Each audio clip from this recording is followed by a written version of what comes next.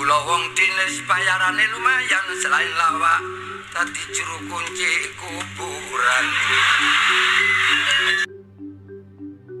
Propaganda politik oleh partai politik di tahun 1965 tak hanya masuk dalam kegiatan politik praktis, tapi juga masuk dalam bidang seni budaya.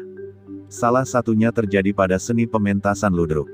Ludruk kala itu jadi seni hiburan drama dan komedi paling populer di masyarakat.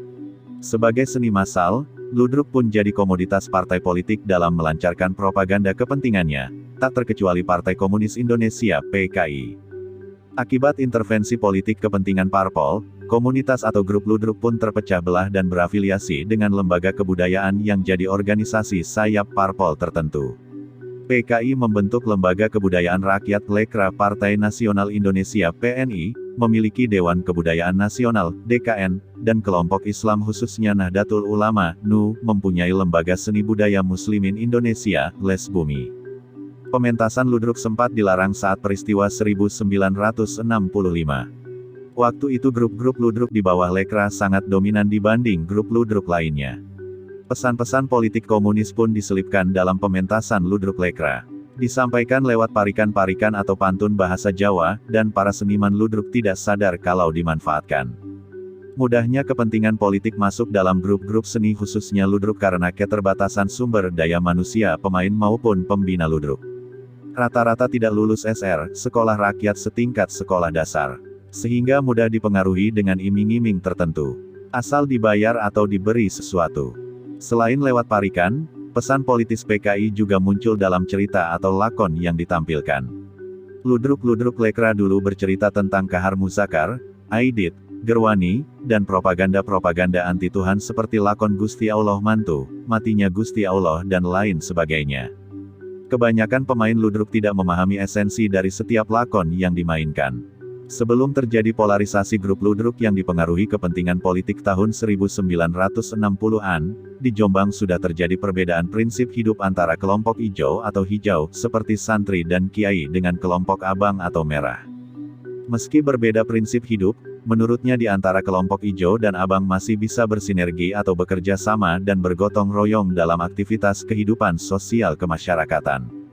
Namun saat pecah peristiwa G30S, hubungan baik itu terkoyak akibat politik. Pengaruh politik memang cukup besar. Kesenian hanya ditunggangi saja.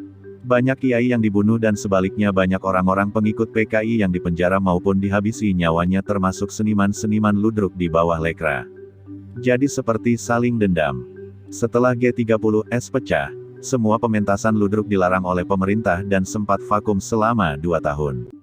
Namun akhirnya oleh pemerintah dihidupkan kembali dengan dibina di bawah institusi militer.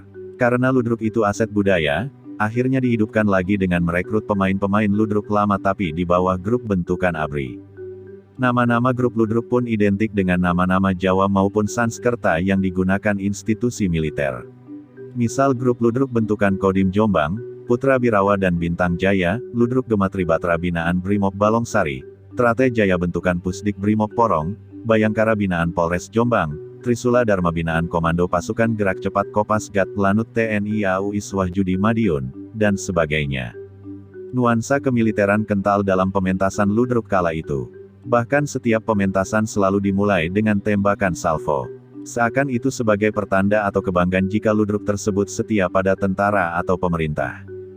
Di tahun 1970-an, mulai muncul grup-grup ludruk di luar binaan institusi militer, keberanian kritik ludruk dari masa ke masa mengalami pasang surut. Waktu Orde Lama, kritik pada kebijakan pemerintah yang tidak pro-rakyat sangat tajam. Namun sejak Orde Baru dan di bawah tekanan militer, kritik tersebut nyaris hilang. Malah jadi corong Orde Baru, ada kritiknya tapi sifatnya kritik sosial. Era sekarang menurutnya, keberanian kritik ludruk tidak jelas. Jumlah grup ludruk sekarang jauh menurun dibanding saat Orde Lama, termasuk di Mojokerto dan Jombang. Selain akibat gejolak politik 1965, juga karena industri hiburan yang membuat ludruk terpinggirkan. Saat ini, jumlah grup ludruk yang masih aktif di Kabupaten Mojokerto dan Kota Mojokerto sekitar 16 grup. Sedangkan di Jombang yang merupakan tempat asal ludruk kini tersisa sekitar 35 grup dari sebelumnya sekitar 60 grup.